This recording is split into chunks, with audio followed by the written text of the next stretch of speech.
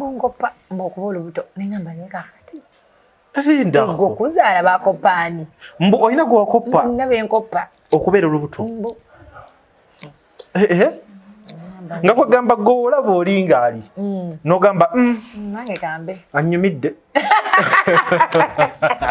Kwagabya kunyumidde. Bagabayo mmere.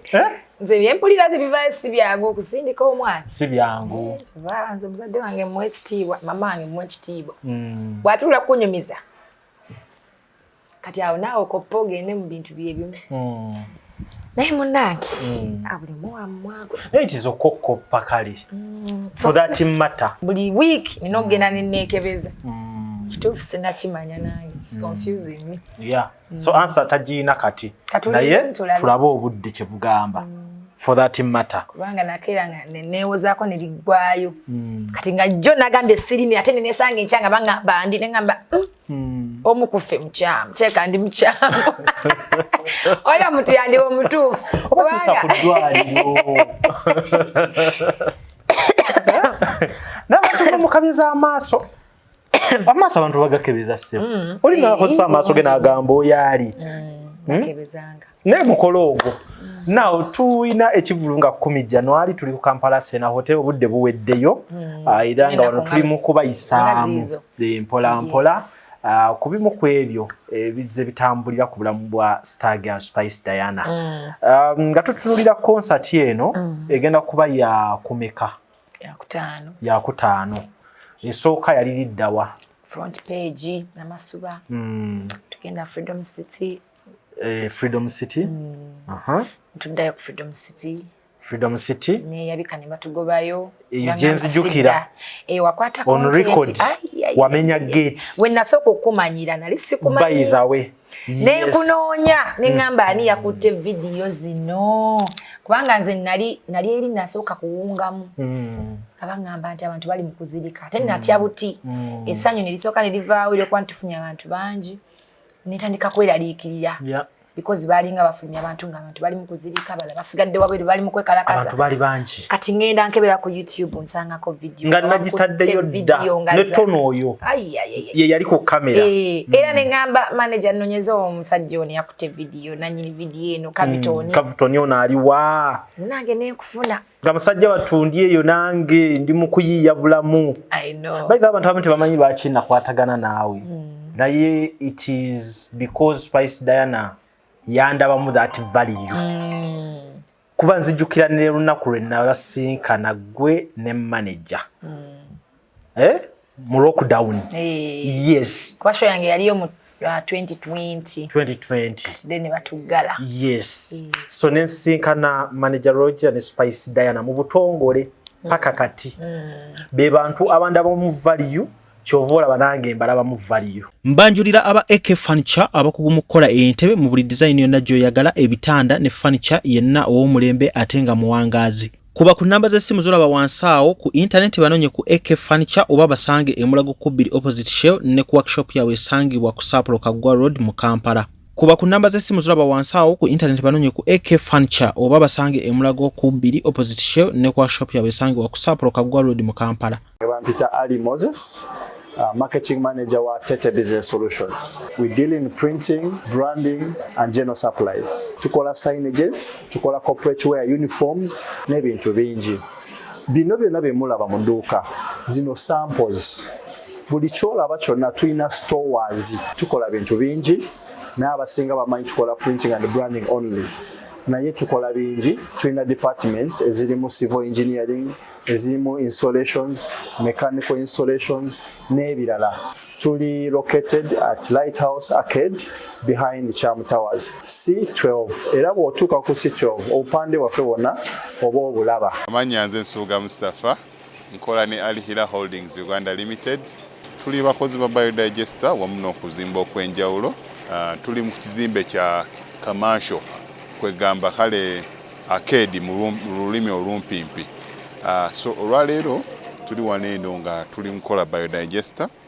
Ekyenjawulo ekiriwo nti yo eri mu basement wakati okusinziira nga bulijjo abantu mu kiraba ti eno parking lot. So eri wansi eri parking lot eri mu basement. Leero tukoze size y'abantu 5 ng'era erina capacity okusavinga ekizimbe kino kyonna nga wekinaabeera. Wano eno ng'era emigaso gya bulijjo gya biodigester tebagenda kunuunamu. Atwetaaze ku namba z'essimu 07017669992 ne MTN 0789224230. Enamba ezo zonna kweziri ku WhatsApp. Abantu bafadde batulaba mu videos enkadde badde nga batumanyidde Kololo, Prince Charles Drive, naye kati twavaayo twala omukisa guno mbagambe nti nno twavaayo kati twadda ku Grand Imperial Hotel, room 28 first floor. So twavaayo. Enamba zaffe ez'essimu zonna zikyaliko nga bulijjo, just nti twakyusa location. Kale nze lujja omulungi atulaba mu maka ga Spice Diana. Tuzza okuba nga tunyumyamuko ebigambo 1-2-3 nga bitambulira ku mulamwa gwa 10 January oba emyaka 10 eja Spice Diana nga tusanyusa, nga tubeererawo, nga yeeyisa bulungi, nga agatta ku industry, cause love esingayo omuntu gy'asobola okulaga music industry eno ekifaananyi okirabira ku Spice Diana. Omuntu asookera ku makya n'akola studio yiye, omuntu asookera ku makya n'asupportinga abayimbi banne, omuntu asobola okukeera ku makya n'amanya nti ne faani gyali ampagidde nange kamuddize abeera Spice Diana. Nsanyusa okukulabako olwaleero nga tuva mu bikujjuko bya Ssekukkulu. Ekiri Onkulaba olimu obukoomukko. Kuzakinzigadde osinneebaka mbakulimbye nti neebasa ebiri serious. Naye munnange gy'emirimu gyaffe. Tutambula kiro nga buwundo. Wano ne wali. Byakutambulidde bitya ebivulu bya Ssekukkulu? Bulungi nnyo sofa. Byatambudde bulungi. Era neebaza yonna gye bantimbye ng'oli yasituka n'ajja ku lwa Spice n'agamba nti kaali ku kipande omukyalo oyo kaŋŋende. Ibulu bingi wembigattagatta biyinza oba mbisukka mu 10 ogattako Christmas, Boxing Day, New Year's, byonna. Byewakubye omuntu omu. Omanyi waliwo at times wobeera nga nkulaba wakutimbya ne wano. Nagamba katoba yenjawulo y'omuyimbi okubeera nga duo bayimba babiri n'ayimba obwomu. Nga ndaba bambi kakazi katu oli omu kyokka emirimu mingi. Nene duo bajagala aba muba mulina okujja aba babiri mpozi nabyo yimbirako munno. Tebiwako omukubulawo. Era nga singa afunayo photocopy. Wonna lw'otuuka wala inoga singa afunayo photocopy. Naye yeeyo challenge y'omu ku mirimu gyaffe. Nti gwe capital, gwe business, tolina kyogenda gamba osuudde ntadde wali, gwe weesuubula. Kubanga bagula gwe. Era nnyimba ozibayimbira naye batukoteka ekivulu. Ate kambaweereze gundi tebikola. Gamba it's a good thing but it's also another challenge. Totuma, yaffe totuma.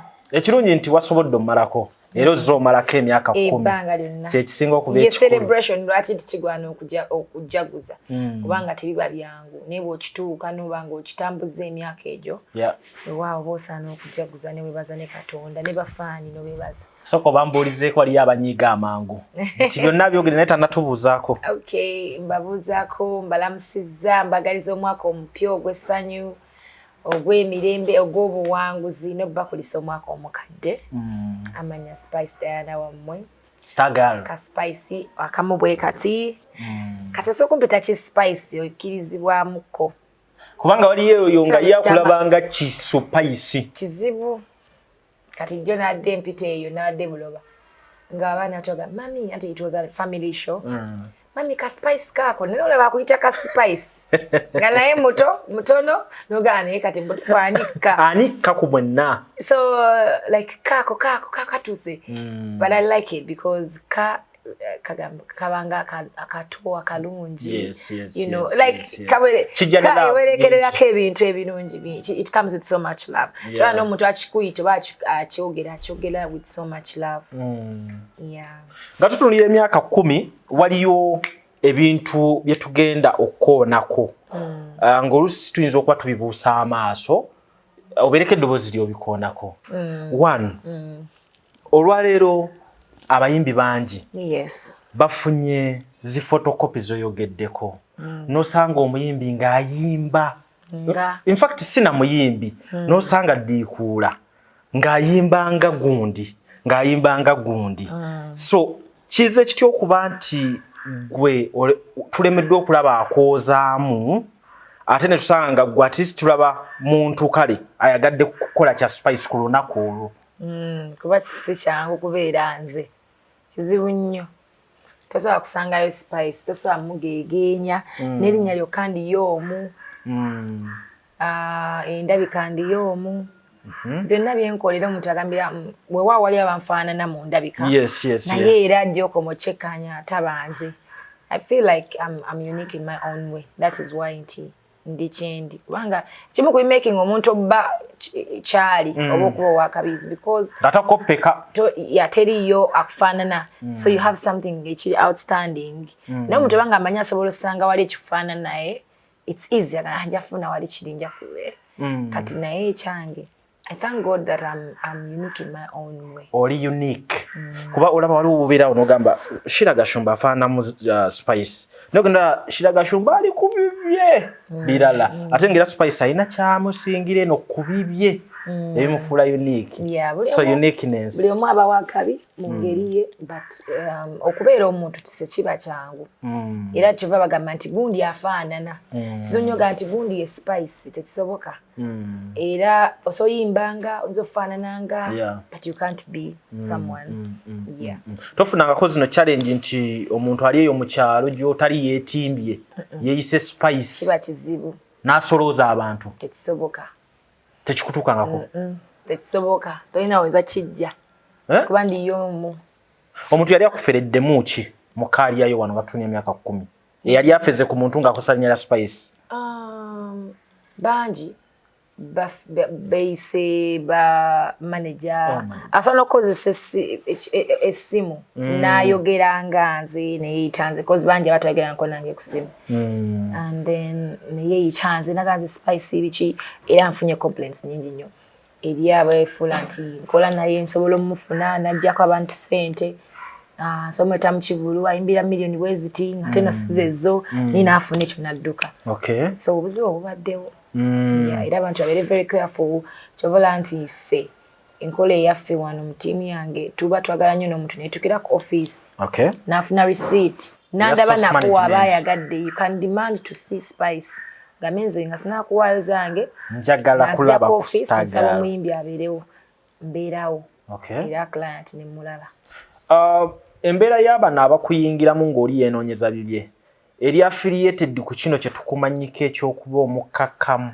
eri abantu bakozesa advantage y'obukakkamu bwo mu mbeera emu oba endala. I think it's one of them because olumu omuntu lwamanya nti oyo niyo namuvuma tena kyajja kukola nakyo kikuleetera nnyo kyattractinga nnyo abantu okukumanyiira naye ekyo ndowooza nti bakakasizza omwaka guno oguwedde etugendamu gyonna jangu nga wesibye 2 wanje ogambwa nti 24 manya nti nsobola it's two way nsobola okuwaamu n'obutakuwaamu naye mba sikuwaddeemu manya oyinza obutanviira kaawo nkola yakuwaamu oba obutakuwaamu because omuntu ajja nga alina kyakwagalako akusuuze oba akuyita omubi oba okusiiga enziro ye n'alowooza nti ajja kuvaawo nakyo because banji batulipiddeko najja nakwogerera banakuvuma bingi nsobola osirika but make sure toddamu kunsemberera oba tonjagala mbeera wala beereeyo nga nange sijja kulumba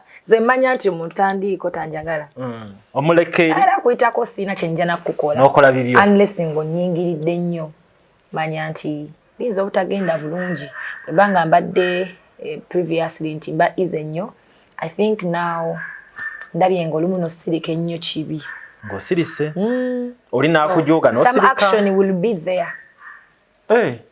awo wetuli kati wetuli awo in fact gatira kuddaala ne social media social media eno okugibeerako sinnya social media yo siina nnyo bintu bigambo byabwe kubanga byo obuzibu buli nti naakuvuma oba tomulaba social media kati oyo ye siina buddewe kubanga tomanya kyali bakozesa fake accounts kati omuntu nze nyaga nnyo najja direct come to me tell me sikwagala nkugambe okay nange sikwagala wankulaba oti nakola bwe nti okay nange kiri bwe kiti nga nkulabako era kyovola nti abamu nze avuddeyo n'ayogera ngobukakafu bwe buliwe mbasize kugamba publicly because I normally don't do that. Okay. Nja kusangiro nja kumanyira nja kuyitako buli mwako lebibi.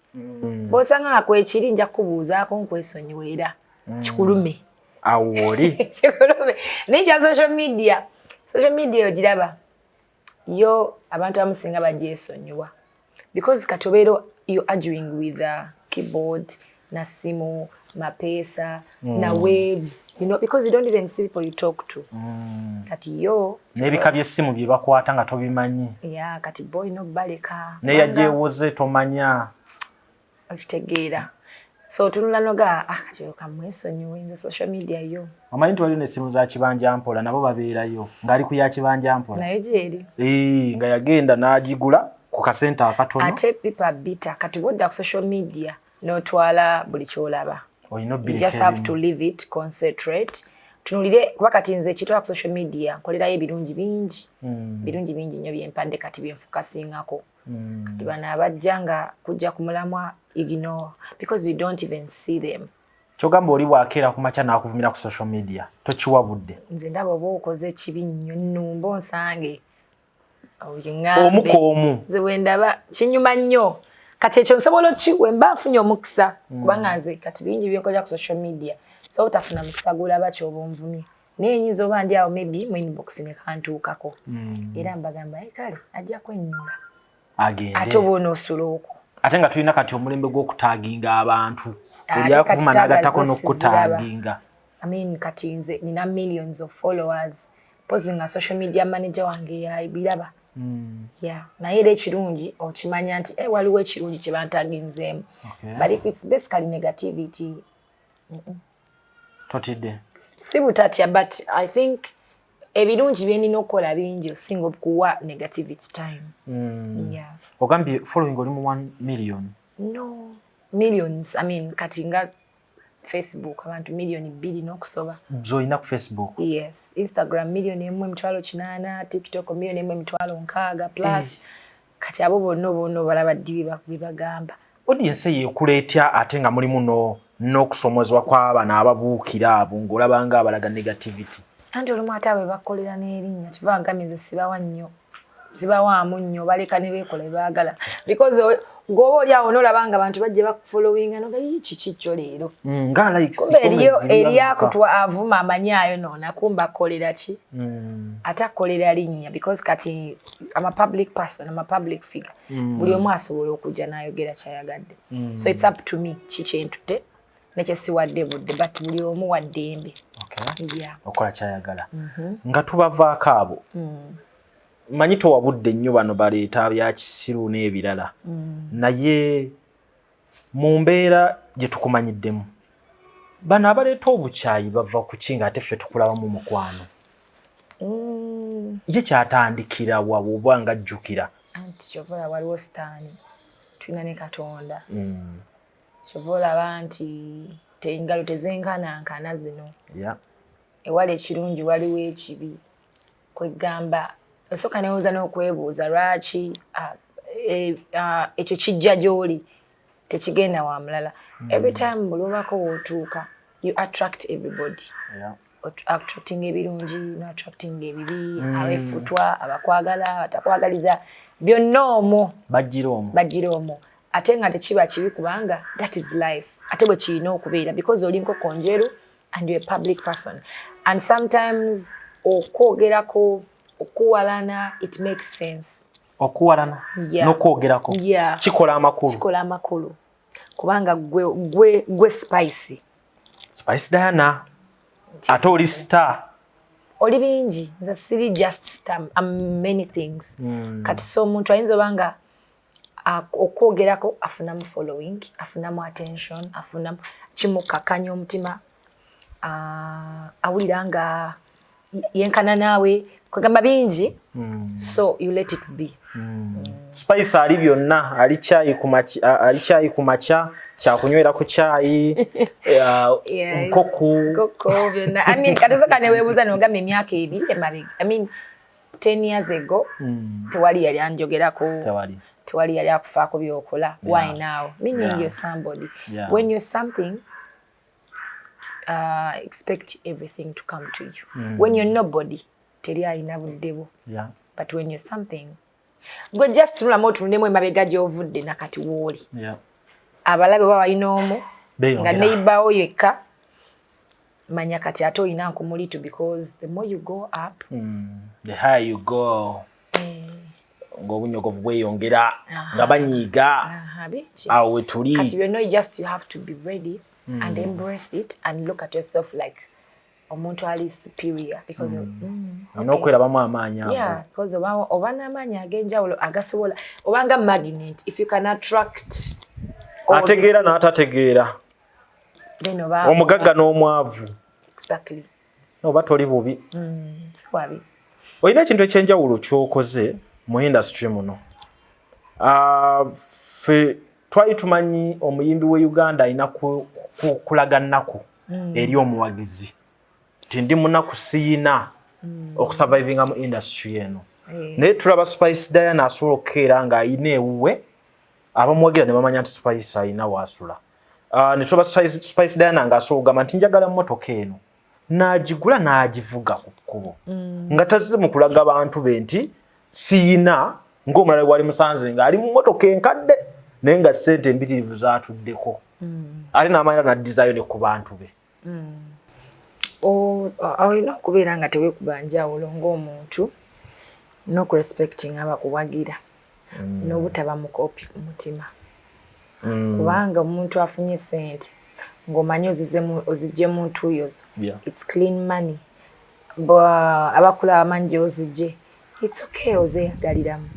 Kubanga era batuwagira tube bulungi. Nze natandika oyimba nga buli omu alina ebirungi byakwagaliza. Obukimu bituuseeko ebirala sinnaba kubanga olugendo lukyagenda mu maaso. Kati eri oyo ampagidde 10 years ago nga yandaba. I think kimuwa essanyu okulaba ka Spice kawagidde. Nga kavudde wansi ne kajja ne kakula ne kakyusa obulamu. Kati kyova olaba nti kiyinza luma muntu nga takwagala. Atali muwagizi wo. N'ekigambo buwagizi era nga buli yakuwagira aba mabegawo ali behind you. Kyonna ky'okola muwagizi wo. Olaba ne bw'okola nsobi ku muwagizi wo. Teba nsobi. Adde mamega n'akitunulamu. Ekyensobi n'akiraba luvannyuma n'agamba oyo wange. Azaala ekibi akibwongerera. So kibayita omuwagizi. Naye abantu banjawulo omuntu aba n'ensonga ze lwaki abakola kyakola nakyo. Kimbadde ngamba nti abantu olw'empisa olw'embeera gye bayisaamuko abantu. Olumu omuntu omunenya kutuulira kyalina n'atakiraga. Sijja kiraga. Ng'ab'omukyalo bamuliko. Efitina nayo yafuuka efitina. Be yasanga e Kampala bamuliko. Kati munnange bingi nange kennyini olaba nti kugumya mutwe kindi muntu mugumu tebindya naye okukola ekintu eyimu obirabyeko tunaasooka n'akwogerera n'akugumya kino motoka siye motoka terina namba plate na Uganda asegeera yalooni simanyi yaje nona omwaka negugwako n'ogwokubiri n'ogwokusatu kwegamba abantu olimu batuufu okweka ebintu byabwe era nze munnange sibanenya ne kati fe obuzibu bwaffe we tulina nti oli muntu w'abantu like everything of mine is people's, you know, most so when it comes to my success. Success yange yonna bantu bange bampagidde kati banjagala nabo bakyeyagaliremu babere proud of me. So tokyejjusa babere proud of themselves. Manyi buli mwagizi wa Spice ng'alaba Spice abeera successful aba proud agamba yes bwetuwagira yo waffe yo kasita oyitawo oti mukarenji yo waffe because they have seen you and they have supported you to be that person balabako. So tokyejjusa gwe ng'omuntu oli kyoli yatadde atabba abatabbye. So I'm proud of everything I am. Awo tuli mpazi motoka gye wasooka okuvuga Spacio. So abavuga Spacio Spice yaliko eyo. Baye bantu balwayiza olowooza mbu era byabo. Spice okuvuga Range Rover teyagisanga Busanze. Alina gye yatandika. Nange kyaliko ekirooto. Mazima ga Katonda nga simanyi nti bisobokera ng'ozirabaawo. Kati siyabira olunaku Haji Keti oyo. Yajjako ne Range Rover wani wange. Nga ngitunulira bwe nti ne mubuuza emmotoka ya mmeka. Naziŋŋamba. Nayitunula ebbali. Naye nga olaba zoyina ngolaba yenga bojigula nga tofisaawo balance kale I'll get there someday kyobola nti kirungi okwegomba kubanga yeegomba yakola ennyo afune ekyo yeetuuseeko kye yeegomba era nze abavubuka mbakubiriza nnyo ebintu by'okwegomba tobba weegomba tobba ate ofune ekyo naye kikuwa amaanyi okukola kubanga bw'oteegomba oba tolina kyokolerera naye obanga olina kyeweegomba ofuna amaanyi agakonoga njagala nfuna ekintu ekyo ate bwe kivaawo noddamu noweegomba ate ebirala wesanga kati ng'ofuuse omuntu alina ki a lot tekisala ku buwagizi omuntu n'abeerayo n'agamba nti nali wagidde spice naye yatuuka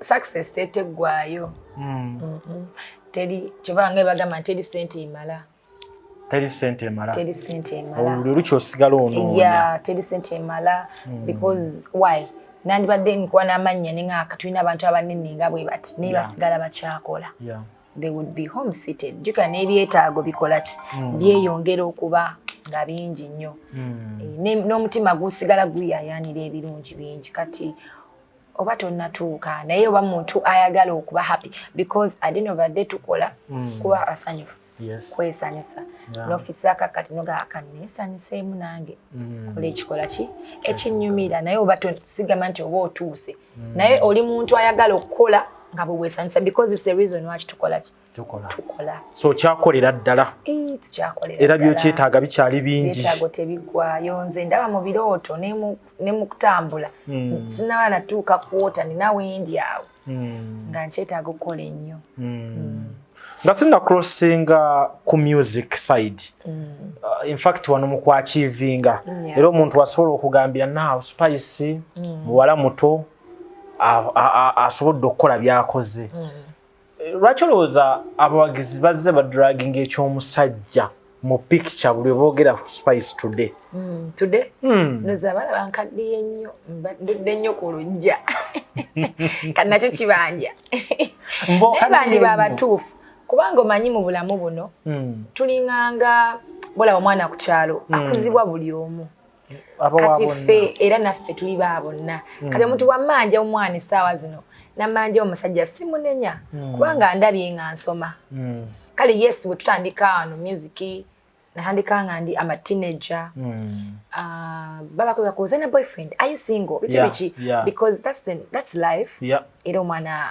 ali 20 obwamu ne ka boyfriend kati ona babitubuuza naye budde gye bongera okugenda culture oba ne community yaffe wale ebintu bimwe babeera bakwagaliza okulabako because kati nze ndi muntu atateeka personal life in public kati bawulira ndowooza nga kibasuseeko they want to see who you're dating they want to see you have children which is good ate era ng'omukazi yenna there's that phase mu bulamu waliwo eyo time bwetuuka nga yo yaki nga yeebyo era bwe naaba etuuse maaso awo I don't know ba myaka emeka toyogera myaka ereka naawe byonna bijja kusoboka nze ndi muntu atwala bulamu bwange okuba ng'omuntu yenna wa bulijjo kubanga nkimanyi bino balinga gamba serebu tafumbirwa serebu tazaala serebu takola ki why we are humans tulina omusaayi oba olina okuzaala oba olina okubeera mu bulamu it's not a must it's up to you kyoyagala ng'omuntu but see me or see us as nga gwe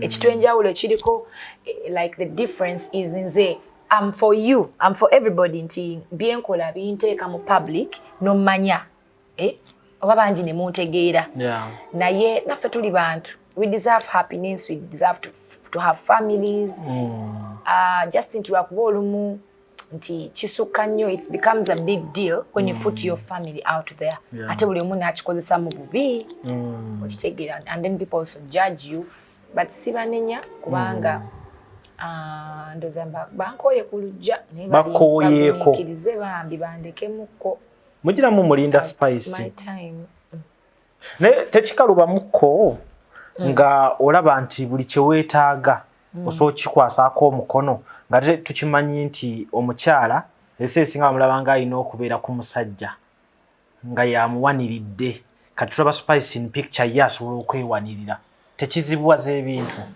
njakuwa na example ya kati nga speaker waffe yes n'omwami we bamaanyi you know that many big women big names nga manya ka sounding and they are married Obufumbo is different. Omusajja is different. It's how you take each other that respective. Awo no sokuba n'omwami ng'ate gwe omukyala n'ebitiibwa bikola ki gabingi. Naye ate when it comes to family, family is family. Omusajja asigala muki musajja. Just ekyenjawulo nti abakazi oba omukazi abadde ng'ojja okwekolera oba oli exposed bingi by'oba omanyi oba byotatwalanga ekyamaanyi ennyo because nti weesanga nga yes, when the man is in the picture, well and good. Wali akola omulimu gwe n'obuvunaanyizibwa bwe ng'omusajja. Naye ate ne waba taliiwo ng'omukazi akola osobola okusigala ng'okola ki kubanga era tomanyi n'obukyabuziba. Abantu babeera bonna abantu ne baawukana. Kati ffe ekyenjawulo nti tulina ekyo nti tolina kubeera awo ng'obeerayinga ku muntu yenna. You know, tekirina ky'abasajja nakuba na mukyala nti olina omusajja nti gw'olina obeerayingako buli kimu. But it's supposed to be general. Abakyala mwenna bonna olina okuba ng'olina kye weekolera. Abakyala mukole. Olina okuba ng'olina kye weekola. Omusajja naye anyumirwa nnyo ng'olina value. Alina omukyala ng'alina value. Si kubeera kutuula awo nga everything the man has to provide. You know, bingi oyagala nga tajja bikutuusaako. You have to ask buli kimu. But well, buvunaanyizibwa bwa musajja era kuwaki omukyala. But si musango kubanga naawe olina ky'okoze. Yeah, ate osanga naawe omusupportinga. So bintu byakyukamu kale. Si eby'edda nakati. Biri different. Edda ng'omukazi takkirizibwa kukola. Mu bufumbo. Ng'omusajja yakimala. Ne kati bintu bingi bikyuka. Single mothers banji so tomanya kale kigenda ku happeninga. You don't wish that for anyone to be a single mother, but obulamu bw'ensi bwebuto, so you have to be ready. Yeah.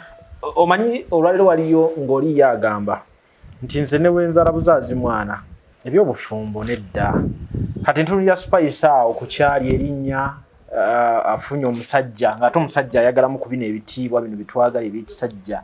Abalala bo babeerawo batya abafumbo. I mean numbers abantu bangi nnyo bafumbo.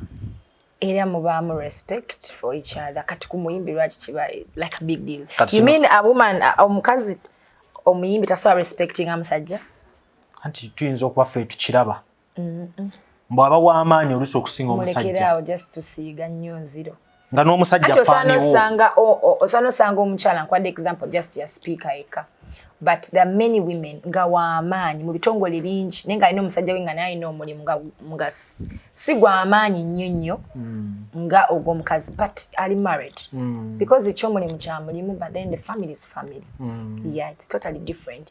Era eyo picture I think egenda evaawo era njagala eviirewo ddala the way people see artists ekyukire ddala batwalenga abantu ababuvunaanyizibwa abantu abamanyi when to be what nti oba nti noli mukazi aba mukazi besides being an artist and being on stage and being seen by everybody, thousands and millions of people, oli muntu omukazi you understand? Yeah, kati ekyombo ate abayimbi kino abayimbi no because nekitutuukako era ososanga omuntu nga si muyimbi naye nga ta respecting baawe kati naye tumutwale nti naye yayimbako kubajja ebiri kubanga nabyo ate bingi reality. So why does it have to be artists? And we have artists that are married. Just nti bulamu bw'enseene ebintu bituuka abantu ne bakoowa kale bikyukamu n'empisa z'abantu ne osanga they are single mothers waliba single fathers ng'ate bali proud. And they're proud because of bebayitamu bingi bantu bayitamu okusomozebwa kungi but I don't think waliyo omukyala atayagala kubeera na mwami we oba na taata w'omwana. I mean kubeera oba omuzadde mu musajja era ne we baddoona era aba musajja pozi ngogenda ofuna wali embuzi which is not possible. Ng'oli ekyakolerera to be a single mother ng'akikoleredde n'okikolerera nga yeki yanoonya mwana ati ayinza obanga baamuyisa bubi oba alina ensonga ze anyway because we are different people but at the end of the day waliyo kye bayita culture. There is a dini bingi anyway naye buli omu alina enzikiriza yiye buli omu alina kyakkirizamu sijja kudefendinga nnyo kyenzikiririzaamu because we are different people. Kyova nti eriyo omusiraamu eriyo omulokole eriyo omukatoliki people are different. Nzigiraawo kino kiri personal naye kiyina engeri kibadde mu public. Gyo performing y'onootulaga ku lubuto oluusi nga tolulaze wali nga bateekawo nti she is pregnant Spice ali pregnant. They wish. Mere. Nze ngana kibagamba nende nze bagulira. Ate kyabadde mu festive season 1. Ate kyasusse nnyo. Ate mmere gibadde banfumbira nze nemme kujirya. Anti waffe mmere gyafumba wanene. Kati nze nemme kulya Christmas olw'okubanga mbuno ntya kundaba lubuto. Mundeke ndi emmere yange. Spice naawe kiddemu. Esooka mwayagala ngejjemuko kati nengejja. Ate kati nalo lutalo. Ngenda kudda mu gym kambe ku concert.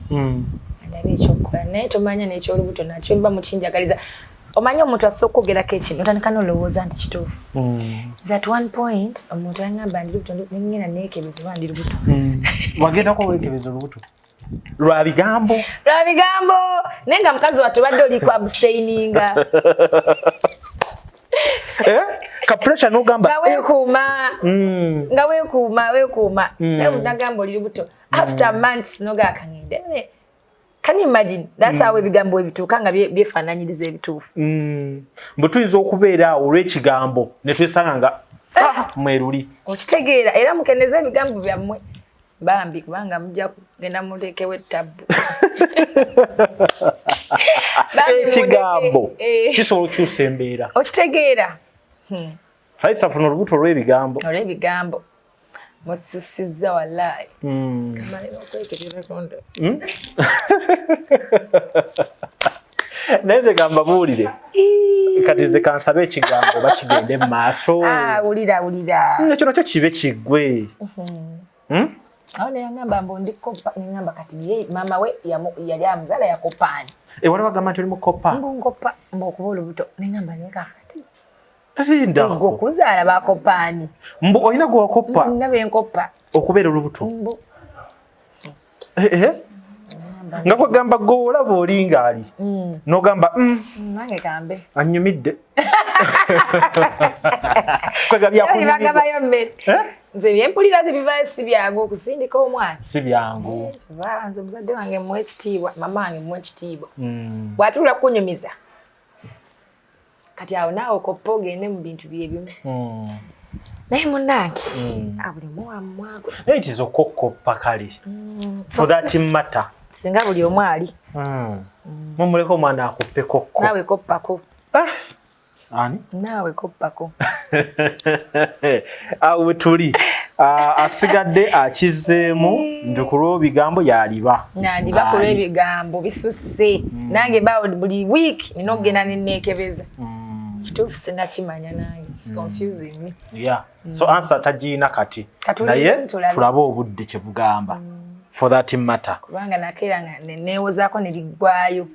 Kati nga jjo nagambye sirimi ate nenesanga enkyanga bangamba andi nengamba omu kuffe mukyamu kyeka ndi mukyamu.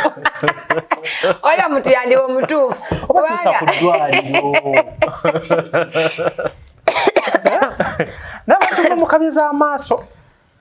Amaaso abantu bagakebeza ssebo. Olina akozesa amaaso ge n'agamba oyo ali. Bakebezanga. Naye mukolo ogwo. Now tuyina ekivulu nga 10 January tuli ku Kampala Sena Hotel obudde buweddeyo. Era nga wano tuli mu kubayisaamu mpola. Kubimu ku ebyo bizze bitambulira ku bulamu bwa Star Girl Spice Diana. Nga tutunulira concert eno egenda kuba ya kumeka. Ya kutaano. Esooka yali liddawa. Front page namasuba. Tugenda Freedom City. Freedom City. Tuddayo ku Freedom City. Ne yabika ne batugobayo. Yenzijukira. Wakwata on record. Wamenya gate. When nasoko okumanyira nali sikumanyira. By the way. Ne kunoonya nengamba ani yakutte video zino. Kubanga nze nali eri nasooka kuwungamu. Abangamba nti abantu bali mu kuzirika. Ate natya buti. Essanyu ne lisooka ne livaawo era kwantufunya abantu bangi. Netandika kweraliikirira. Yeah. Because balinga bafulumya abantu nga abantu bali mu kuzirika bala basigadde wabweru bali mu kwekalakaza. Abantu bali bangi. Kati ngenda nkebera ku YouTube nsangako video. Nga nagitaddeyo dda. Ne tono oyo. Ye yali ku kamera.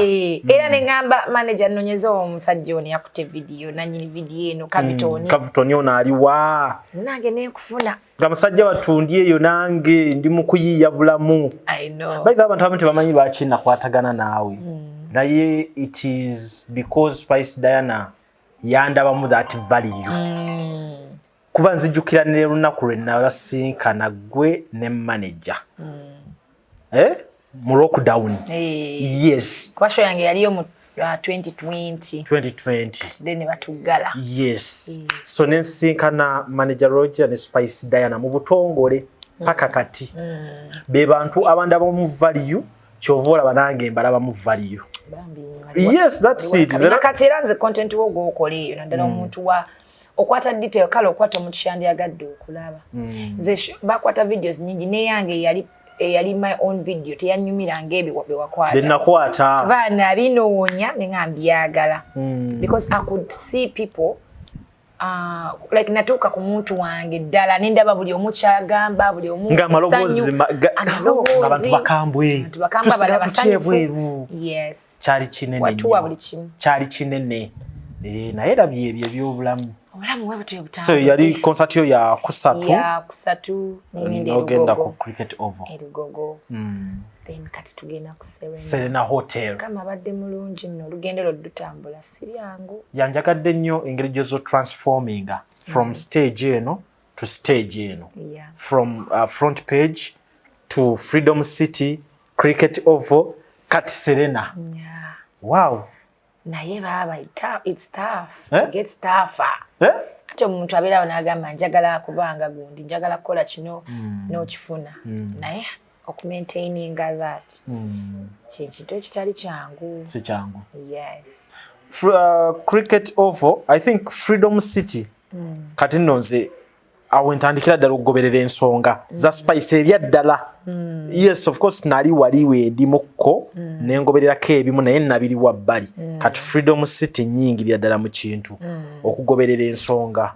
One, you have record for Freedom City. You go Gina. Ya turn up. Then ekyokulala, it is Spice Diana eyakyusa stage eri gye bazimba mu Freedom City na creating stage endala nga yagyetereddewo. Simu zenfunanga za mirembe zinsanya na sente za sente kenzireke za sente ogikwata netubirabe oluvannyuma ejja baddira atumale kiro kikulu nnyo then netujja ku Cricket Oval nokola ekintu era still ekyenjawulo. That is when Spice Diana simanchi walowoozaako cause kyatwala bingi I believe nogamba nti twetaaga ng'abayimbi b'e Uganda abeeyita ab'amaanyi tuyimbireko ku stage nga nteeketeeke nga stages nnungi. Today ndaba abantu bangi balwana okukituukako, abamu bavuya, abamu olaba nga atambulira mu birooto nga naye ajja tuuka.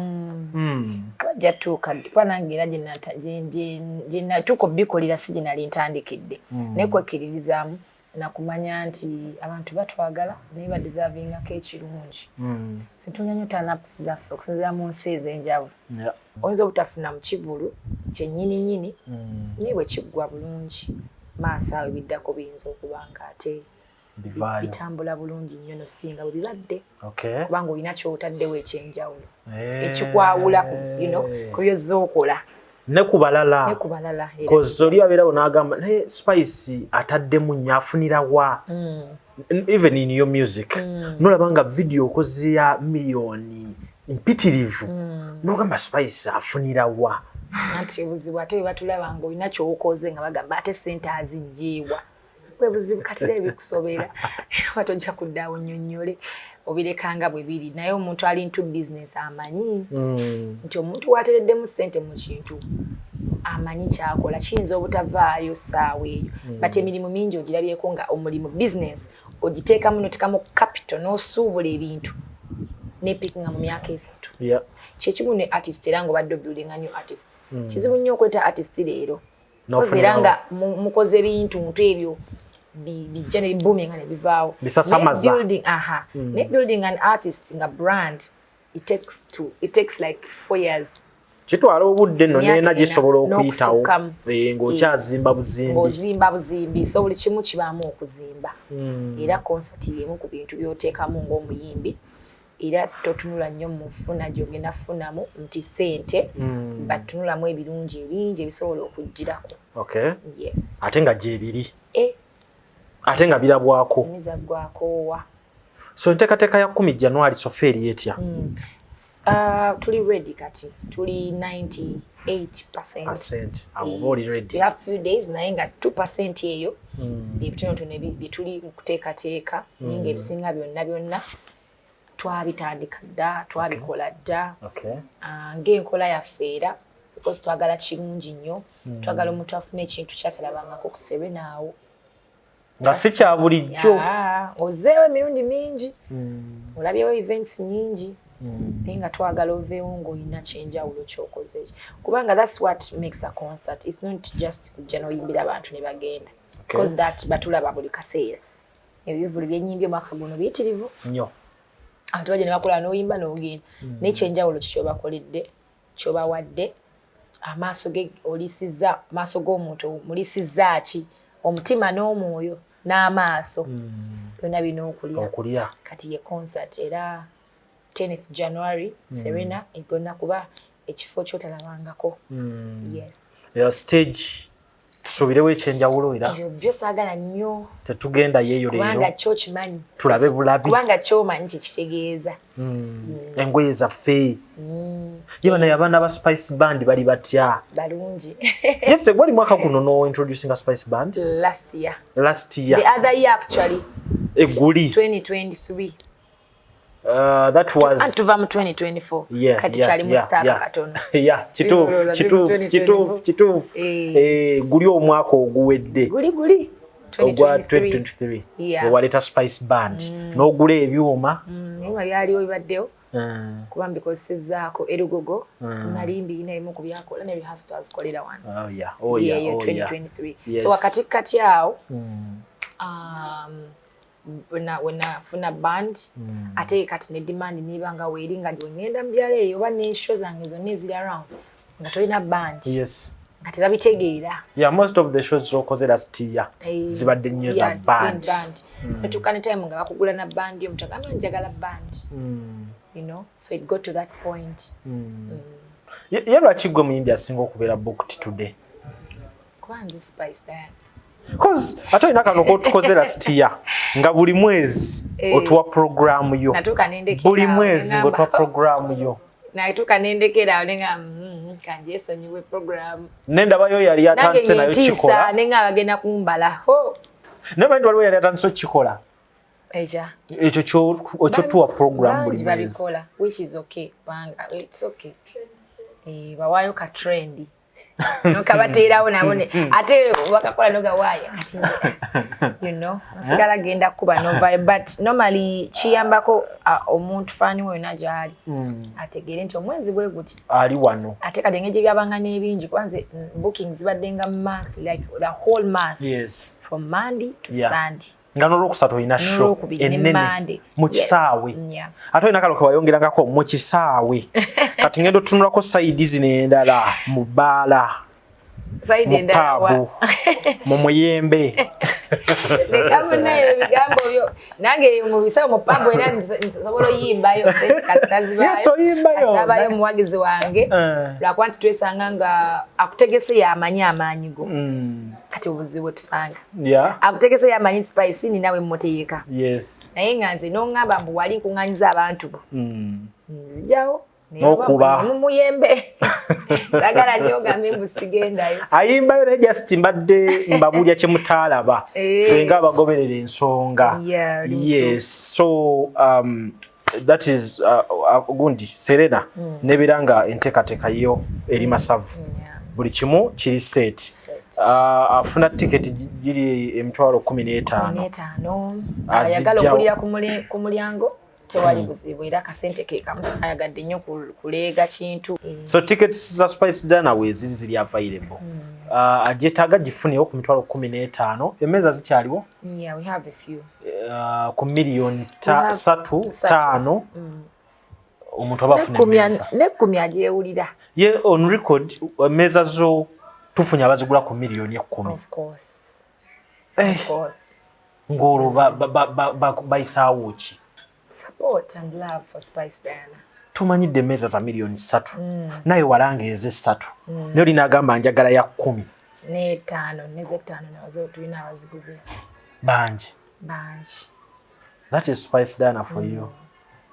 10 January tekyali kulanga kulala ni ku Serena Hotel keerako ojje onyumirwe abayimbi bakulekeddeko oba one man show n'abakyali bange of course namukola boze zakabi ate nga bali willing nga mbaguze ne tickets Chris Evanz yadde wano yesterday nagula tickets na you know nagamba ngenda kubeera utibaka imbaka fee na ine n'okusupport olaba farmer awagira oyo mulala omulimi mulala nayawula ku zennyanya ezaki najja awagire spice mulala bambi Chris Evanz thank you so much so basically bajja kubaayo today we had rehearsals with Fik naba ne surprise ni nyingi ninayo surprise nazo okay bonna bagenda kujja okulaba nti ba celebrate because era mu lugendo lwabo mbabaddemu kingamba to lugendo lwange lw'abantu bangi nnyo ate muli bangi abawezeza kati 10 years awo nga oli amanyi spice kyali wekiti nga tutandika nga wenvaayo kazindalo naye akeetaaga abeko kyagamba ne mukwatagana nga kolabo omuntu okuwa kolabo ati kuwanika nnyo kati olugendo omuntu aba contribute nza kinene kolabo zo zikoze ate I believe oyina emikwano gy'abayimbi mingi one time nawulirako Bebe Cool nga yogera ku kolabo yo mwagezaako kukola mwagikola teyafuluma yali yaddanga nali ntandika musaba kolabo ebyedda ng'otandika wagenda n'omugamba papa Bebe Cool big size nsabayo kolabo sinja buuza byakati sigaleko byedda wagera losaba kolabo ya Bebe Cool lati nedda n'abalala nabasaba bangi era ngawo omanyizi botandika ba wetaaga support nene nejo tamanyi nti wetaaga yomanyi nti wetaaga manyi buli wamu ogezesa otega buli wamu ba desperate obo yagala kimumpiseewo ntya you know naye kati okuvuolo temu planning nga tukolerayo kayimba kuba kolabo zikubye ne ziwooma nazo tunaba ku planning temuddayo planning naye tomanya munange masi kama nga kyakola ate owembogo Bobby Wine ye togenda kumusaba kolabo safuna mukisogo naye bale tubinyumyanga nakate twesanga ne tunyumya ku bintu bingi nnyo naye kyakolabo tekibeeranga tekyalimu tomusabangako oba wakuba enkokola maye bibeeramu ate bitegeerekeka tewali nkokola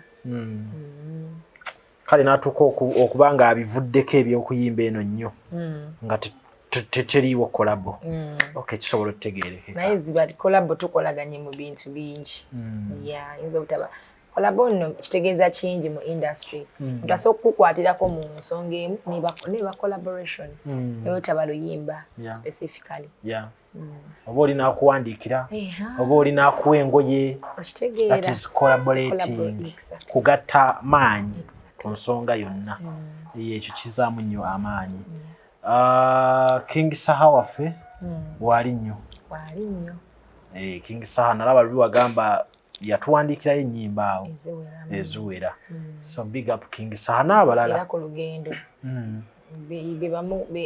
nga nejaguza nabo mbajaguza King Saha of course is part of my journey and 10 years in fact nakino nyambaako sigenda kuba specific nti ono oboone abayimbi abajja mu picture nga baganga bemutakwatagana obuzibu buvaawa era mba temukwatagana kubanga era tosobola kwatagana buli omu kituufu ekyo oba oli malayika tosobola tuli bangi nnyo tosobola kwagalwa buli omu tosobola kwagala buli omu tosobola kumitinga buli omu ne kuba fani enkuyanja betuyina sina tukadde kwota kuba meetinga so that's life basically nenga mucho reflecting back go abasobya be bakusobya baba choosing just kubeera mu mbeera eyo ate okusobya n'omuntu nga totegedde kisoboka nga tomanyi nti omusobezza n'olabika bulungi n'anyiiga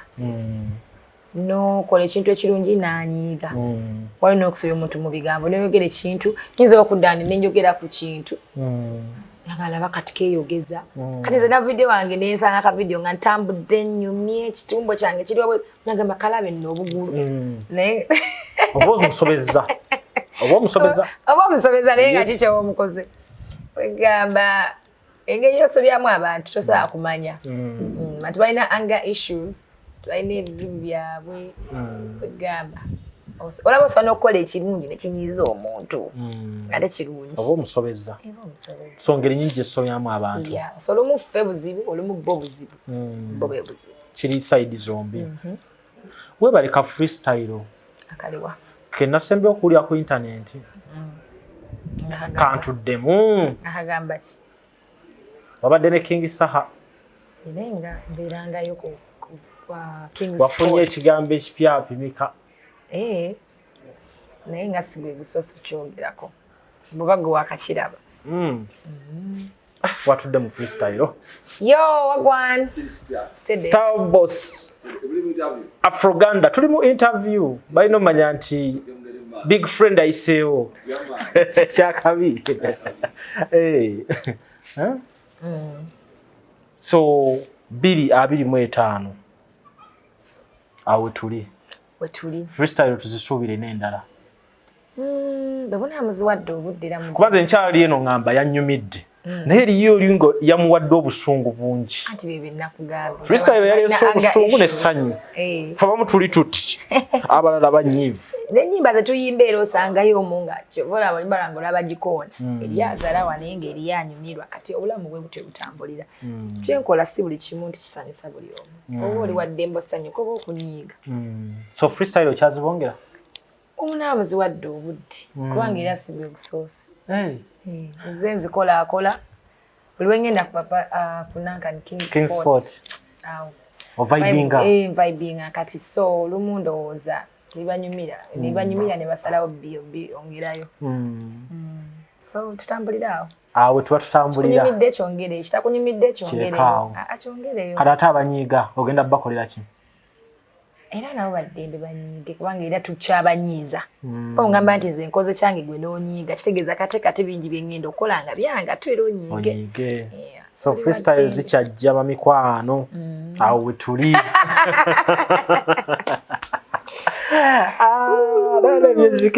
engeri gyenyumamu mu biseera ebimu moments ezimu abantu basanyufu mu ngeri yaabwe ate teri kinyumanga buli olukya luba n'omudigido mulala abantu babadda ku birala kati ojja kubeera ku kya freestyle busungu ng'obusibidde ku ekyo tuba tukulesa olwo nga supiri tuli ku ya waggulu nnyo tugenda mu 10 January tuveeyo ate tugende mu birala bingi obulamu bwe butyo butambula ne 2024 yawedde olaba tukyaliyo anyway ebisigadde manyi bingi omuntu byayagala okubanga abuuza mu mbeera ezifaanako bwe zityo naye tetugenda biwa nnyo budde I understand buli omu amanyi woogwa mu mbeera eno manyi buli omu manyi wookola ki eya 2025 manyi buli omu manyi wookola ki woogwa so katugumira awo tutambuze ekintu mpola buli omu asigale mu ttiimu ye so fene enteekateeka zigenda mu maaso buli kimu kitambula bulungi tugezaako okuba tuvuga fayiro yaffe wano mpola naye vuga eyo naye nga 10 January Serena Hotel we tuli sindi mukwano gwo ati yali ankoze eki nali mukoze eki sindi mukwano gwo kirungi saba ne mukolayo n'akayimba one time waliwo abagizi bali bansaba okoleka olimba ne David Lutalo tulina nno gye mama kabona mawanga naye katulinda tujja tulindamu mulina oluyimba tidde twalukola myaka 2 emabega weeruli mujja kuluta tululindiridde katuleke Spice Diana for now abeere engaged ku birala ebisingawo tujja kumufuna kyemanyi nti kati naddiramu okufuna tujja batwogera awo wennyini ewali ekinyusi wokka nga teri ate bino oba biki nga tukyogera nga wekiri naye bwe tuzze twogera ebintu nga bwe biri nze mumanyi ekyenjawulo ku nze ekyombuuza kyenkuddamu sigamba nti tombuuza ku kino tombuuza ku kiri what you see is what you get sidde no mbwate bomboza enkugamba B is B. B is B. Awe tuli. We tuli. Thank you so much. Bwe kubera muntu mulungi. Abamu abalabyeko nga tukozesa maaso gaffe, we appreciate you. Okwera nti otambula n'omuna Uganda, otambula n'omuwagizi wo, olina love for this industry. Gitaddemu nnyo. Oluusi ne biyinza okuba tonnabigijjamu. You know? I'm grateful. Twakisinga mukwana nti. Yeah. Ne bajja bimeka ne wekijjo linayogera ki ng'olina omukwano gw'abantu. Kati nze kimala. Gwe watandika ebyokugula emmeeza z'ebivvulu ez'abayimbi abalala. Gwe okoze ki? Gwe okoze kino? Gwe kimye enku gw'ofumba. Ate munaye guess what? Mbanze sina nnyo kye neetaaga mu muntu. Kati manyi kintu kimu nti neteeka mu kifaananyi ekyo ne ŋŋamba nange nandyetaaze support yemu just nti lwakuba bwe tukolera olumu ebintu tolina ku expecting us so much kubanga osobera let down abantu abamu tebasobola returninga the same favor gy'okola gy'obakolera energy eyo tebasobola gikola naye at the end of the day it can be what it can be. It is what it is. So finally, mwaka mupya singa omuntu omu alabibwanga atakwatagana Spice Dana avayo n'alaga nti ali ready okukwatagana naawe. Are you okay to move on mu bulamu ofaanako we butyo? Nga kiki kimu. Singa omuntu nga kiki kimu sinzo kwataga nange. Tomanya. Abavudde mu tiimu ye. Tomanya omuntu asookera ku makya n'akyukaawo n'agamba nti ebyaddala kanneegatte ku mwana ono. Era kitegeeza aba tewaliwo nsonga lwaki aba yayita kwatagana nange in the first place. Aba yeeterezezanga omuntu kubanga nze badde sirina mbeera nnyo eri awo kuggwe. So sikulinaako buzibu oli wa ddembe. Naye making sure nti oba tewajja nnyo. Banga tewagenda tewasima nnyo. Wasima nnyo. Bikyalizo bba ebiwanvu. Well, kiba kinyuma nnyo buli omu n'asigala mu ttiimu ye. Gwa bukyagala bayira. Kinyuma, I mean, obulamu bw'okufakinga bino ate kino tusemwagala ate nina because tukirabyeko ng'omuntu takwagala ne lwakwetaaze n'akunoonya. I've been a victim. Ng'omuntu takwagala. Andu bakwetawulirako naye nga najja n'akunoonya ng'alina kyakwagaza. Nomala okukikola n'addayo. N'afuuka kyali. N'afuuka ekituufu kyekyo. Kubanga mbagamba nga time tells. Kubanga I mean. Kyovugagala nnyo akagambo fake. Time fake. Kubanga fake is fake. Fake. Ate time tells. Fake n'emisota. Sima wagendanga nnyo muzizo okumanya emisota. Egya kiragala egya. Kona musota bwe gufaanana. Kati oyawula otya ogwa kiragala. Reality, like reality misota snakes. But maybe in form of people. Olabye ku misota. Emisota gino egy'omu buntu. Nga gye badescribinga mu omusota. Naye sigulabangako. Tolabanga ku musota. Naye abantu abamu abakola ebikolwa ebyefaananyirizaako ekyo. Eby'emisota. Tubalabyeko. Osobola obbaawula. Nti guno gwa kiragala. Nali nga saawula naye kati ndowooza okula n'experience. N'olaba nti guno musota. N'omanya nti ono tanjagala, ono anjagala, ono kino, ono kiri, ono. Ate it's actually talent. Okwawula. Nti guno musota. Ate buli omu ekyo kintu ayeewa obudde. Ayeewa obudde. Tosaba disappointed nnyo kasita oba n'eyo spirit okwawula. Owuwo n'ataliwo. So be away of snakes. Be away of snakes. Emisota mwegiri mu bantu. Tuveeye. Tulatadde. Naye nga buli omu ali welcome. Ono byagamba bw'abagizi bokka nedda. Mwenna. Buli omu wamma ali welcome. Mwenna mujje. Buli amumanyi ajje. Buli amanyi Spice Dana. Oyinza oba tomanyi gy'avudde naye jangu omanyi. Kale buli andaba. Buli awulira Spice Tagal. Jangu obeere ng'olaba ekivulu kino. Bwe naddamu sisinkana naye nja kuba muyozaayoza wajja n'okumbuulira engeri gy'asobodde omanaging erinnya lya Star. Abantu bangi beeyise kino beeyise kiri naye okukituukiriza nga bulwadde. Nze Lujja ne Spice Diana nkubuzaako manager Roger, team source management, Spice gadgets, team boda Abakyala b'e Bwayise tubabuzaako